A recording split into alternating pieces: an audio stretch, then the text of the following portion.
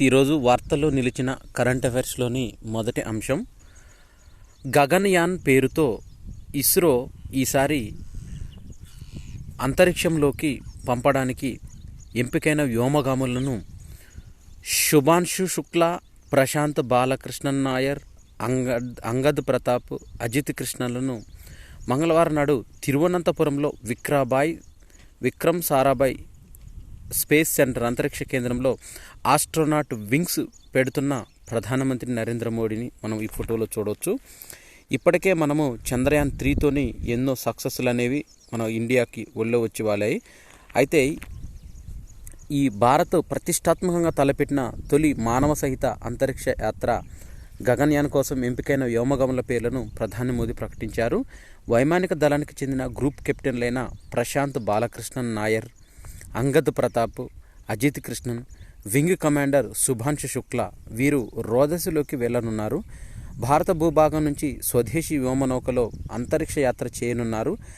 ఈ భారతీయ బృందంగా వీరు చరిత్ర సృష్టించబోతున్నారని తిరువనంతపురంలో విక్రమ్ సారాభాయ్ అంతరిక్ష కేంద్రంలో మంగళవారం జరిగిన కార్యక్రమంలో ప్రధాని నలుగురు వ్యోమగాములను పరిచయం చేశారు. ఇక స్వయం సమృద్ధికి ఇది తార్కాణం అంటూ తెలిపారు. ఆస్ట్రోనాట్ వింగ్స్ను అమర్చారు. ఈ వ్యోమగాములు నలుగురు వ్యక్తులు కారని 140 కోట్ల భారతీయుల ఆశలు ఆకాంక్షలు రోదసిలోకి మోసుకెళ్లే 4 శక్తులని కొనియాడారు.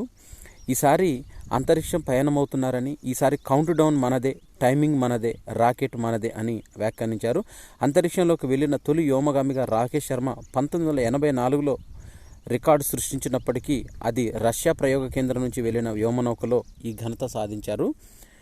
ఇక్కడ స్వయం సమృద్ధికి తార్కాణమంటూ గగన్యాన్ ప్రాజెక్టుకు సంబంధించిన మెజార్టీ భాగాలను భారత్లోనే తయారు చేశారు.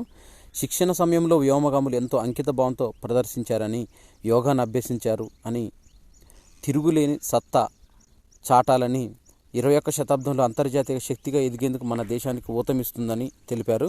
2035 నాటికి రోదసిలో మన అంతరిక్ష కేంద్రం సిద్ధమవుతుందని ఈ సందర్భంగా తెలిపారు. గగన్యాన్ యాత్ర 2025లో జరగనుంది. ఇందులో వ్యోమగాములను 400 కిలోమీటర్ల ఎత్తులో భూకక్షలోకి పంపుతారు. ఇందుకోసం LVM Mark 3 రాకెట్ను ఉపయోగించనున్నారు. దాదాపుగా 3 రోజుల తర్వాత భూమికి తిరిగి వస్తారు. తిరుగు ప్రయాణంలో వ్యోమనౌక సముద్ర జలాల్లో ల్యాండ్ అవుతుంది. శిక్షణలో భాగంగా శారీరక దృఢత్వం, సాంకేతిక విభాగాల్లో వ్యోమగాములు పట్టు సాధించారు. ఈ యాత్ర విజయవంతమైతే మానవ సహిత అంతరిక్ష యాత్రల సామర్థ్యము కలిగిన అమెరికా, రష్యా, చైనాల సరసన భారత్ చేరుతుంది. ఈ ప్రాజెక్టుకు 9,000 కోట్లు ఖర్చవుతుందని తెలిపారు. భారత్ తొలి అంతరిక్ష యాత్ర గగన్యాన్కు ఎంపికైన నలుగురు వ్యోమగాములు యుద్ధ విమాన పైలట్లుగా వాయుసేనలో అద్భుతమైన ప్రదర్శనలు చాటారు. వారికి 2000 నుంచి 3000 గంటలు గగన విహార అనుభవం ఉంది. నలుగురు పూణే సమీపంలో ఖడక్వాస్లాలో ఉన్న ప్రతిష్టాత్మక నేషనల్ డిఫెన్స్ అకాడమీకి చెందిన ఎంపికయ్యారు. అక్కడ శిక్షణ పూర్తి చేసుకుని పైలట్ ట్రైనింగ్ కోసం హైదరాబాద్లోని ఎయిర్ ఫోర్స్ అకాడమీకి వెళ్లారు. అగ్రశ్రేణి యుద్ధ విమానాలైన Sukhoi 30, MKI, MiG-29, MiG-21, Jaguar, Dornier, Hawk జెట్లతో పాటు డోర్నియర్, AN-32 లాంటి రవాణా విమానాలతో నడిపిన అనుభవం వీరికి సొంతం. 13 నెలలతో పాటు రష్యాలో వ్యోమగామి శిక్షణ పొందుతారు. తదనంతరం ప్రస్తుతం స్వదేశంలో ఇస్రో వారిని తీర్చిదిద్దుతుంది. వీరిలో ప్రశాంత్ బాలకృష్ణ నాయర్ 1976లో కేరళలో జన్మించారు. ఎయిర్ ఫోర్స్ అకాడమీలో అన్ని విభాగాల్లో అత్యుత్తమ ప్రతిభ చాటి స్వర్డ్ ఆఫ్ ఆనర్ దక్కించుకున్నాడు. 1998 డిసెంబర్లో వాయుసేనలో ఫైటర్ పైలట్గా చేరారు. 3000 గంటలు ఫ్లయింగ్ అనుభవం సాధించారు. కేటగిరీ A ఫ్లయింగ్ ఇన్స్ట్రక్టర్ హోదాను కూడా పొందారు. అమెరికాలోని US స్టాఫ్ కాలేజీలో శిక్షణ కూడా తీసుకున్నారు. ఇక అజిత్ కృష్ణన్ 1982లో చెన్నైలో జన్మించారు. ఎయిర్ ఫోర్స్ అకాడమీలో రాష్ట్రపతి బంగారు పథకం, స్క్వాడ్ ఆఫ్ ఆనర్ గెలుచుకున్నారు. శిక్షణ అనంతరం 2003 జూన్లో విమానాల చోదకుడిగా 2900 గంటలు గగన విహార అనుభవం గడించాడు. ఫ్లయింగ్ ఇన్స్ట్రక్టర్ హోదాను సాధించారు.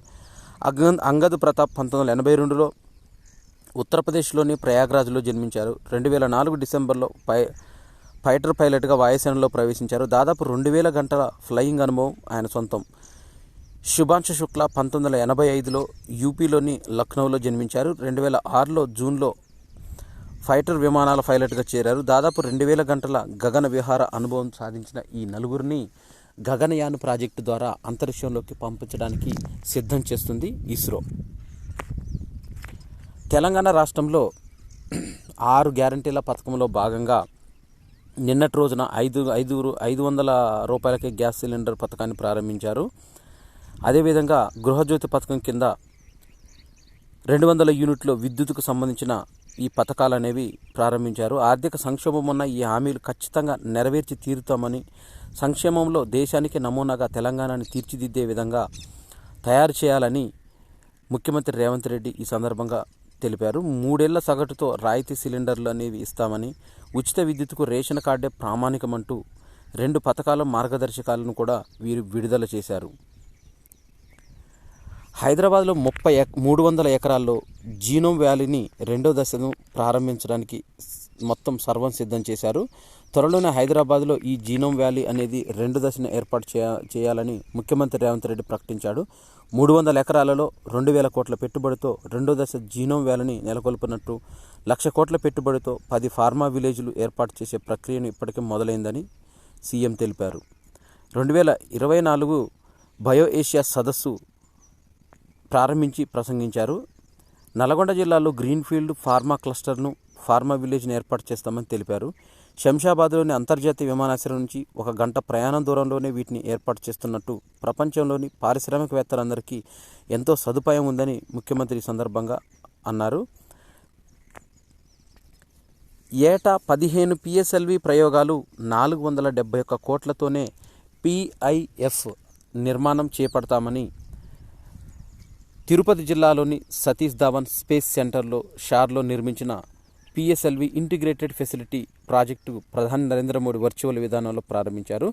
ఇస్రో శాస్త్రవేత్తలు కొత్తగా ప్రయోగ వేదిక నిర్మించకుండా అందుబాటులో ఉన్న మొదటి ప్రయోగ వేదిక పిఐఎఫ్గా ఆధునీకరించేందుకు 2018లో నిర్ణయించారు. అయితే ఈ మేరకు 2019లో కేంద్రం నుంచి అనుమతులు రావడంతో 471 కోట్లతో పనులు ప్రారంభించి పూర్తి చేశారు. పాత ఫార్మాసిటీ ఇక ఉండబోదంటూ కొత్త క్లస్టర్ రాబోతున్నాయని, త్వరలో నూతన జీవ వైవిధ్య శాస్త్రం విధానం బయో ఆసియా సదస్సులో మంత్రి శ్రీధర్ బాబు వెల్లడించారు.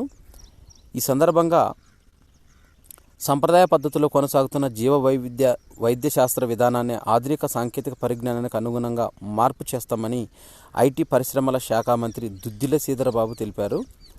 బయో ఏషియా సదస్సు ప్రారంభించారు. ఈ సందర్భంగా మాట్లాడారు.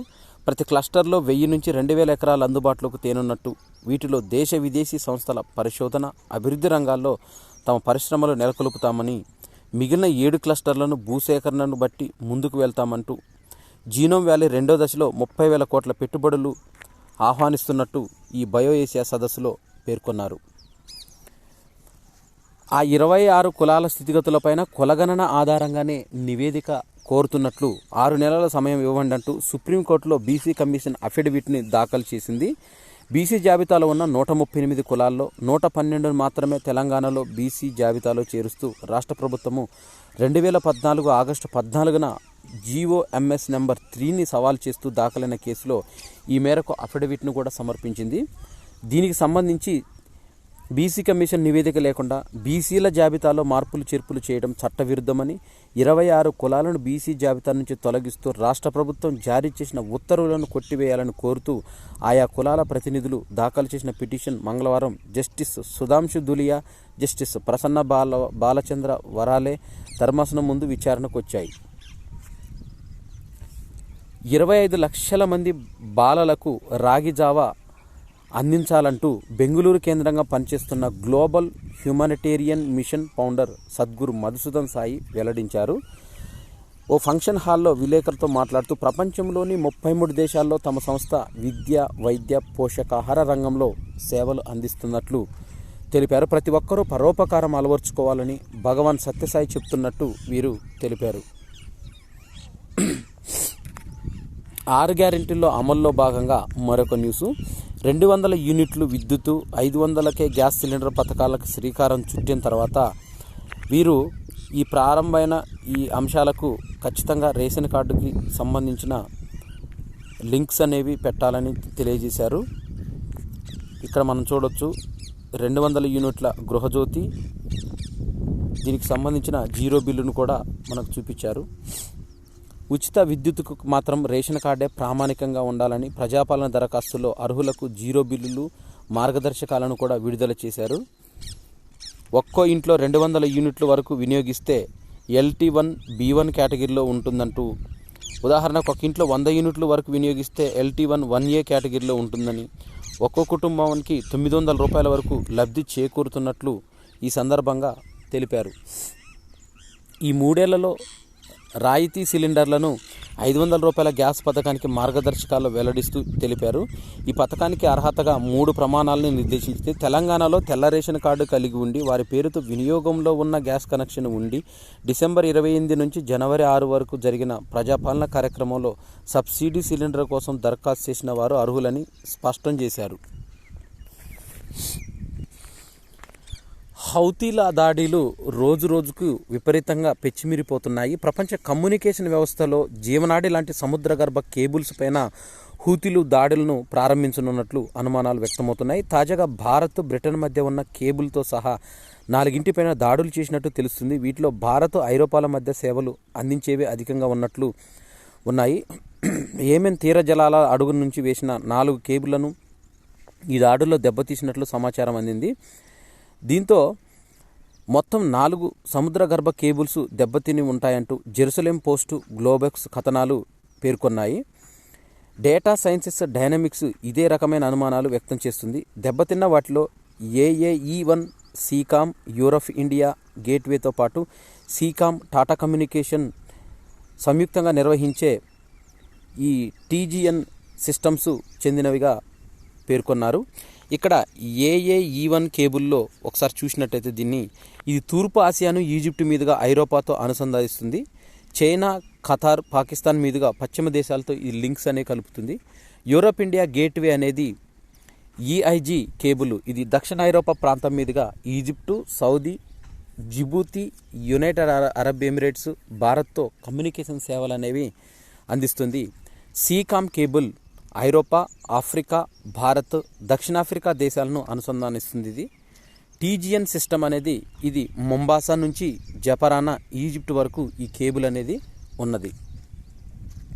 పార్లమెంట్లో అత్యంత వృద్ధ సభ్యుడైన సమాజ్వాదీ పార్టీ నేత షఫీకుర్రహమాన్ బర్క్ 93 సంవత్సరాల వయసులో కన్నుమూశారు. కొంతకాలం అనారోగ్యంతో బాధపడుతూ ఇతను మొరాదాబాద్లోని ఓ ప్రైవేట్ ఆసుపత్రిలో చికిత్స పొందుతూ మరణించారు.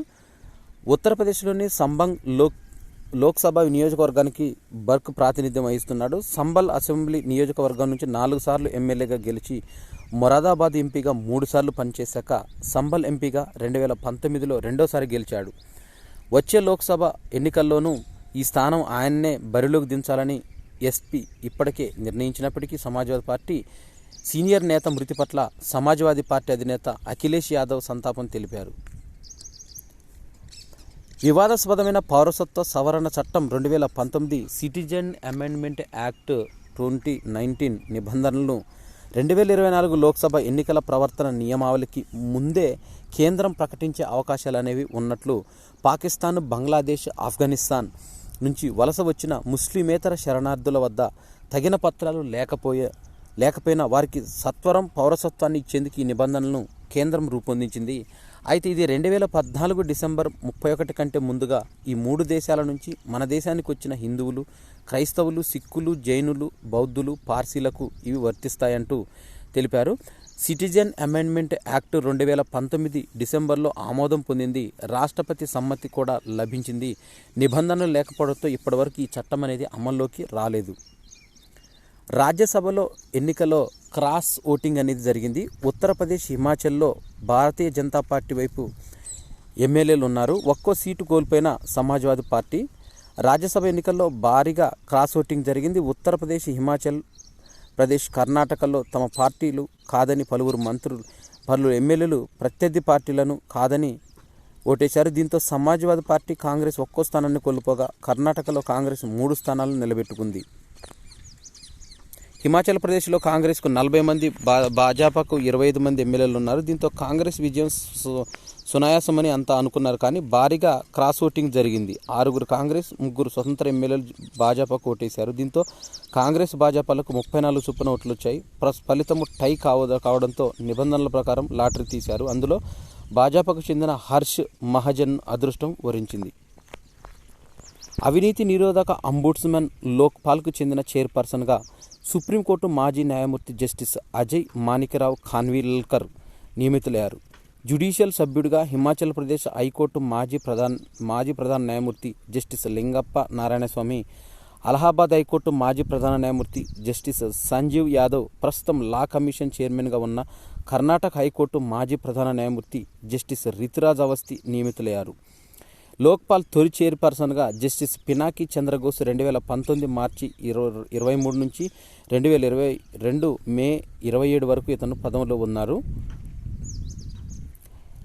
జస్టిస్ ఖాన్విల్కర్ 1957 జూలై 30న మహారాష్ట్రలో పూణేలో జన్మించారు. 1984లో సుప్రీంకోర్టులో న్యాయవాదిగా ప్రాక్టీస్ ప్రారంభించారు. ఎన్నికల సంఘం స్టాండింగ్ కౌన్సిల్గా పనిచేశారు. తర్వాత బొంబాయి హైకోర్టులో న్యాయమూర్తిగా, హిమాచల్ ప్రదేశ్, మధ్యప్రదేశ్ హైకోర్టులో ప్రధాన న్యాయమూర్తిగా, 2016 మే 13న సుప్రీంకోర్టు న్యాయమూర్తిగా నియమితులయ్యారు. 2022 జూలై 29న పదవి విరమణ చేశారు. రాజకీయ నాయకులు ఎన్నికల సమయంలో తప్పనిసరిగా నేర చరిత్రను వెల్లడించాలని తీర్పు వెల్లడించిన ధర్మాసనంలో ఆయన ఒకరుగా ఉన్నారు. ఇక గుజరాత్ అల్లర్ల కేసులో ఆనాటి సీఎం, ప్రస్తుత పీఎం అయిన నరేంద్ర మోడీ ప్రమేయం గురించి విచారించకుండానే కేసు మూసివేసిన నివేదికను సిట్ ఇవ్వడాన్ని సవాల్ చేస్తూ దాఖలైన కేసును కూడా కొట్టేసిన ధర్మాసనంలో ఒక సభ్యుడిగా జస్టిస్ ఖాన్విల్కర్ ఉన్నారు. ఇక హోమోసెక్సువల్ సంబంధాలు ప్రైవేటుగా ఉండటం చట్టబద్ధమేనంటూ తీర్పిచ్చిన ధర్మాసనంలో ఆయన ఉన్నారు. విచారణ జరపడానికి ఆస్తులు జప్తునకు ఈడీకి అధికారం అనేది ఉండటం సమర్థనీయమని ఒక రూలింగ్ కూడా ఇచ్చారు. జబ్బులను నయం చేస్తామంటూ పతంజలి ఆయుర్వేద మందులపైన మీరు చేసిన ప్రచారం వల్లే దేశం మొత్తం మోసపోయిందని, ఇక ఆ ప్రచారాన్ని ఆపాలంటూ ఉత్పత్తుల బ్రాండింగ్ను నిలిపేయాలంటూ ప్రముఖ యోగా గురు రామ్దేవ్ బాబా సంస్థను సుప్రీంకోర్టు ఆదేశించింది. పౌరుల స్వేచ్ఛ అత్యంత ప్రాధాన్యమను, దానికి సంబంధించిన అంశాల్లో వేగంగా నిర్ణయాలు తీసుకుపోవడమే రాజ్యాంగం ఆర్టికల్ 21 ప్రకారము హక్కును తిరస్కరించబడంటూ కోర్టు అభిప్రాయపడింది. భారతీయులకు దుబాయ్ ఆఫర్ 5 ఏళ్ల మల్టిపుల్ ఎంట్రీతోని పర్యాటక వీసాలను జారీ చేయడానికి ఏర్పాటు చేసింది. దుబాయ్ అమల్లోకి తెచ్చింది. ఇటువంటి సౌకర్యాన్ని గల్ఫ్ దేశాలకు కూడా ఏర్పాటు చేసింది. Dubai department of economy and tourism ఈ విషయాన్ని వెల్లడించింది. గతేడాది దుబాయ్ను 20.46 లక్షల భారతీయులు సందర్శించారు. కోవిడ్-19 ముందు నాటి పరిస్థితితో పోలిస్తే ఇది దాదాపు 25% అధికమని, తాజాగా ప్రవేశపెట్టిన సరికొత్త విధానం ద్వారా భారతీయులు పర్యాటక వీసా ద్వారా దుబాయ్కు 5 ఏళ్ల వ్యవధిలో పలుమార్లు వెళ్లి రావచ్చని, ఒకవేళ వెళితే 90 రోజుల పాటు అక్కడ ఉండవచ్చని, ఒక ఏడాదిలో మొత్తం 180 రోజులకు మించకుండా ఉండాలని, ఈ వీసా దరఖాస్తు ప్రక్రియను కేవలం 2 నుంచి 5 పని దినాల్లోనే పూర్తి చేయాల్సి ఉంటుందంటూ వీళ్ళు వెల్లడించారు. బ్రిటన్లో జూలై 1 నుంచి 5 వరకు ఇంటర్నేషనల్ సీడ్ టెస్టింగ్ అసోసియేషన్ ఇస్టా అనే శతాబ్ది ఉత్సవాలు నిర్వహించనున్నట్లు ఆ సంస్థ అధ్యక్షుడు, తెలంగాణ విత్తనాభివృద్ధి సంస్థ ఎండి కేశవులు తెలిపారు. ఈ నెల 17 నుంచి 26 వరకు అర్జెంటీనాలోని బ్యూనస్ ఎయిర్స్లో జరిగిన ఇస్టా కార్యనిర్వాహక కమిటీ సమావేశంలో ఆయన అధ్యక్షత వహించారు. ఈ సమావేశాలు ముగిసిన అనంతరం అక్కడి నుంచి ఈనాడుతో ఫోన్లో మాట్లాడారు. ఇస్టా ఉత్సవాల్లో తెలంగాణ విత్తన ఘనతను చాటుతామని కేశవులు వెల్లడించారు. ప్రధాని మోదీ ఈ నెల 14న యునైటెడ్ అరబ్ ఎమిరేట్స్లో పర్యటనలో భాగంగా ఉన్నప్పుడు అక్కడ హిందూ ఆలయాన్ని ప్రారంభించారు. మార్చి 1 నుంచి ప్రజలు దీన్ని దర్శించుకోవచ్చని ఆలయ అధికారులు తెలిపారు. ఈ ఉదయం 9 గంటల నుంచి రాత్రి 8 గంటల వరకు ఈ ఆలయం తెరిచి ఉంటుందంటూ, సోమవారం మాత్రం మూసి ఉంచుతామంటూ ఈ సందర్భంగా ఒక ప్రకటన ద్వారా తెలిపారు. అంటార్కిటికా ఖండం అనగానే మనకు విపరీతమైన మంచు పర్వతాలు దిబ్బల్లాగా ఏర్పడి మనకి టైటానిక్ అనే ఒక షిప్ కూడా ధ్వంసమైన సంఘటనలు మనకు అట్లాంటిక్ సముద్రంలో కనపడతాయి. అలాంటిదే ఒకటి అంటార్కిటికాలోని ఫిల్క్నర్ రాన్ మంచు ఫలకాల్లో ఒక భాగము ఈ విధంగా దర్శనమిచ్చింది. ఉక్రెయిన్ బలగాలను పంపించే ఆలోచన లేదంటూ నాటో సెక్రటరీ జనరల్ స్టోల్టెన్బర్గ్ స్పష్టీకరణ చేశారు. ఉక్రెయిన్కు పోరాట దళాలను పంపించే ఆలోచనలో నాటోకు లేదని కూటమి సెక్రటరీ జనరల్ స్టోల్టెన్బర్గ్ స్పష్టం చేశారు. కొన్ని పాశ్చాత్య దేశాలు ఉక్రెయిన్కు బలగాలను పంపనున్నాయంటూ ఇటీవల నివేదికలు వచ్చిన నేపథ్యంలో ఆయన ఈ మేరకు ఒక కీలకమైన ప్రకటన చేశారు. అయితే కీవ్కు నాటో మిత్ర దేశాలు అపూర్వమైన మద్దతు ఇస్తాయని స్టోల్టెన్బర్గ్ ఈ సందర్భంగా ఉద్ఘాటించారు. డెంగీ వ్యాధి సోకకుండా నివారించే క్యూడెంగా అనే లైవ్ అటెన్యూమేట్ టెట్రావాలెంట్ టీకా ఉత్పత్తికి హైదరాబాద్కు చెందిన బయోలాజికల్ లిమిటెడ్ అనేది జపాన్కు చెందిన అగ్రశ్రేణి ఫార్మా కంపెనీ తకేడాతో ఒప్పందం కుదుర్చుకుంది. ఈ ఒప్పందం వల్ల 2030 సంవత్సరం నాటికి ప్రపంచవ్యాప్తంగా వివిధ దేశాల్లో ప్రభుత్వాలు చేపట్టే జాతీయ టీకాల కార్యక్రమానికి డెంగీ టీకాను సరఫరా చేయడానికి వీలు కలుగుతుందంటూ తకేడా బయోలాజికల్ లిమిటెడ్ వెల్లడించాయి.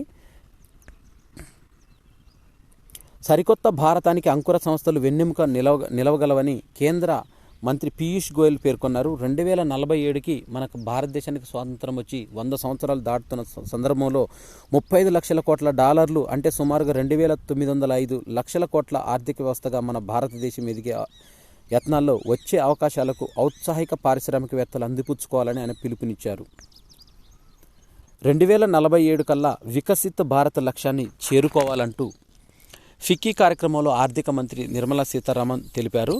ఈ వికసిత భారత్ లక్ష్యాన్ని చేరుకోవడంలో ఫిక్కీ ఆధ్వర్యంలో వికసిత భారత్ ఎట్ 2047 వికసిత భారత్ అండ్ ఇండస్ట్రీ కార్యక్రమంలో ఈ సందర్భంగా నిర్మలా సీతారామన్ ప్రసంగించారు. స్వాతంత్ర పోరాట సమయంలో పారిశ్రామికవేత్తలు దేశంతోనే ఉన్నారు. వలస రాజ్యాల ఒత్తిడి ఉన్న దేశీయంగా పరిశ్రమలను సామర్థ్యాన్ని నిర్ధారించారు. మన పారిశ్రామిక రంగం ఆ స్ఫూర్తి కొనసాగిస్తుందంటే అసమానలకు వ్యతిరేకంగా జాతీయ ప్రయోజనాల కోసం ముందడుగు వేస్తూనే ఉందంటూ ఈ సందర్భంగా తెలిపారు. దేశీయ ఫార్మా కంపెనీలు డాక్టర్ రెడ్డీస్ ఎండి జీవి ప్రసాద్ రీసెర్చ్ హాస్పిటల్లో పరిశోధనలకు వీలు కల్పించాలంటూ విస్తృత భాగస్వామ్యాల కోసం కొత్త ఔషధాలను కూడా ఉత్పత్తి చేస్తామంటూ బయో ఏషియా సదస్సు 2024లో పాల్గొన్నారు ఆయన. ఈ సందర్భంగా పరిశోధనలకు భారీ వ్యయ ప్రయాసాలు తప్పవని పేర్కొన్నారు. చక్కెర వ్యాధిని అదుపు చేసే మందులను ఆవిష్కరించడానికి 2 దశాబ్దాల క్రితం డాక్టర్ రెడ్డీస్ చేసిన కృషిని ప్రసాద్ వివరించారు. దాదాపు $150 మిలియన్ ప్రస్తుతం 1250 కోట్ల ఖర్చు చేశామంటూ ఈ సందర్భంగా తెలిపారు. ప్రధాని నరేంద్ర మోడీ ఫిబ్రవరి 26న ఢిల్లీలోని భారత మండపంలో భారత్ టెక్స్ట్ 2024 పేరుతో ప్రారంభించారు. ప్రపంచం నుంచి వచ్చే ఫ్యాషన్లపైన ఆధారపడకుండా భారతీయ జౌలి వస్త్ర రంగమే ఇతర దేశాలకు కొత్త ఫ్యాషన్లను పరిచయం చేసే స్థాయికి ఎదగాలని ప్రధాని నరేంద్ర మోడీ పిలుపునిచ్చారు. ఫిబ్రవరి 29 వరకు ఈ భారత్ టెక్స్ట్ 2024 అనేది జరుగుతుందని తెలిపారు. కేంద్ర గణాంకాల శాఖ 2022 ఆగస్టు నుంచి 2023 జూలైల మధ్య గ్రామీణ పట్టణ ప్రాంతాల్లో కుటుంబ నెలవారీ తలసరి వినియోగ వ్యయం మంత్లీ పర్ క్యాపిటా కన్జంప్షన్ అనేది దీనిపైన సర్వే నిర్వహించింది. దాన్ని కుటుంబ వినియోగ వ్యయ సర్వే 2023 అనే పేరుతోనూ విడుదల చేసింది. దీని ప్రకారం చూసినట్టయితే గ్రామీణ కుటుంబాల నెలవారీ వ్యయంలో సిక్కిము 7,731 రూపాయలతో ఫస్ట్ ప్లేస్లో ఉంది. ఛత్తీస్గఢ్ 2,466 రూపాయలతో చివరి స్థానంలో ఉంది. ఇక పట్టణ కుటుంబాల నెలవారీ వ్యయంలో చండీగఢ్ 12,575 రూపాయలతో ఫస్ట్ ప్లేస్లో ఉంది. ఇక పట్టణ ప్రాంతంలో నెలవారీగా కుటుంబాలు చేసే తలసరి వ్యయానికి సంబంధించి దక్షిణాది రాష్ట్రాల్లో తెలంగాణ ఫస్ట్ ప్లేస్లో నిలవగా ఏపీ చివరి స్థానానికి పరిమితమైంది. తెలంగాణలో పట్టణాల్లో నెలకు 8,158 రూపాయలు, కర్ణాటకలో 7,666 రూపాయలు, తమిళనాడులో 7,630 రూపాయలు, కేరళలో 7,078 రూపాయలు, ఆంధ్రప్రదేశ్లో 6,782 రూపాయలు ఖర్చు చేస్తున్నారు. ఇదే గ్రామీణ ప్రాంతాల్లో చూసినట్టయితే కేరళలో 5,924 రూపాయలు, తమిళనాడులో 5,310 రూపాయలు, ఆంధ్రప్రదేశ్లో 4,870 రూపాయలు, తెలంగాణలో 4,802 రూపాయలు, కర్ణాటకలో 4,397 రూపాయలు అనేవి వెచ్చిస్తున్నారు. ఈ కుటుంబ వినియోగ వ్యయ సర్వే 2023 పేరుతో విడుదల చేసిన ఈ సర్వే ప్రకారం ఇంగ్లాండ్ వర్సెస్ ఇండియా జరిగిన ఈ టోర్నీలో దాదాపుగా 3-1 సిరీస్తో కుర్రాళ్ళు అదరగొట్టారు. చాలా చక్కని ప్రదర్శనను ఇచ్చారు. దీంట్లో చూసినట్టయితే 12 ఏళ్ళుగా కొనసాగుతున్న ఈ జైత్రయాత్రకు తెరపడబోతుందా అని అనుకునే టైంలోనే వీరు బలమైన ప్రదర్శన ఇస్తూ కుర్రాళ్ళు చాలా చక్కని బ్యాటింగ్తో 2-1తో సిరీస్ గెలిచాక మరే జట్టు భారత్ను ఓడించలేకపోయింది. ఈసారి అదే జట్టుతో సిరీస్ ఆరంభం కాబోతుండగా 12 ఏళ్ళుగా కొనసాగుతున్న జైత్రయాత్రతో వీరు అద్భుతమైన ప్రదర్శనను చేశారు. తొలి ఇన్నింగ్స్లో 46 పరుగులతో యశస్వి ఆకట్టుకున్నాడు. ఇక 357 స్కోర్లకు బదులుగా 177తో నిలిచిన స్థితిలోనే ఓటమి ఖాయమైన టైంలోనే 46 పరుగులతో ఊతమిచ్చి టీమిండియాను గెలిపించారు. ఈ విధంగా కుర్రాళ్ళు ఇంగ్లాండ్కు వర్సెస్ ఇండియాకు సంబంధించిన ఈ మ్యాచ్లో 3-1తో సిరీస్ను ముగించారు. ఇక ఎప్పటి నుంచో ఉత్కంఠంగా సాగుతున్న ప్రో కబడ్డీ లీగ్ సీజన్ 10 అనేది చివరి దశకు చేరుకుంది. నేడు ప్రో కబడ్డీ లీగ్ సెమీఫైనల్ అనేది జరుగుతుంది. ప్రో కబడ్డీ సీజన్ 10 ఆఖరి అంకానికి చేరింది. ఇక ఈ టోర్నీలో మిగిలింది 3 మ్యాచ్లే.